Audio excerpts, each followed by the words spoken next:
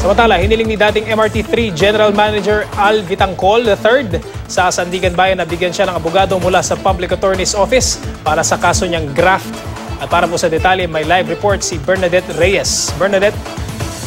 Cedric, naghahay ng mosyon si dating MRT3 General Manager Al Vitangcol III sa Sandigan Bayan. Nabigyan siya ng abogado mula sa Public Attorney's Office o PAO para irepresente siya sa kanyang graft na kaso at paglabag sa government procurement law. Nakasuhan si Vitangcol dahil sa umunay pagbibigay niya ng pabor sa Philippine Transrail Management and Services Corporation para sa maintenance ng MRT kahit pa may conflict of interest siya dahil kamag-anak ng misis niya ang isa sa mga may-ari ng kumpanya.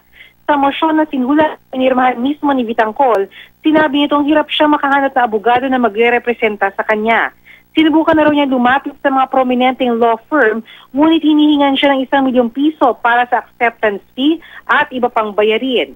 Hindi raw ito kayang bayaran ni Vitangcol dahil mula ng mabahira ng kanyang reputasyon dahil sa kaso, hindi na siya nakakakuha ng kliyente bilang isang private lawyer. At dahil may whole departure order sa kanya, nalilimitahan siya at hindi na naaasikaso ang kanyang mga negosyo.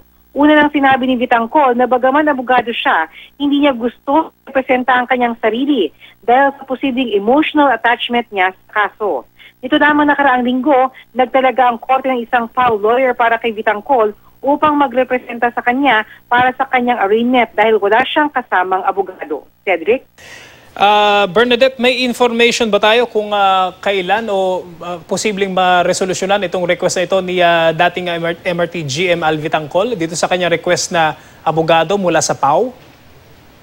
Cedric, kadalasan kapag kami ganitong inahain na mosyon ay kailangan munang magkomento ng prosecution at depende na rin kung papaunlakan pa ng korte na magkaroon pa ng pagdinig sa naturang mosyon at saka pa lamang maaari magdesisyon tungkol dito sa kanyang kahilingan. Cedric? Yung nabanggit mo kanina, Bernadette, yung na-i-provide sa kanya na PAO na attorney, ito ay para sa arraignment.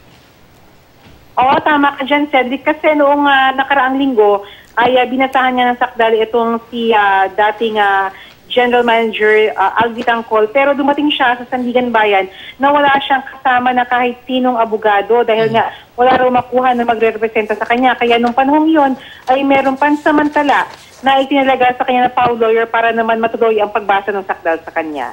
Cedric? Okay, maraming salamat sa update na yan, Bernadette Reyes.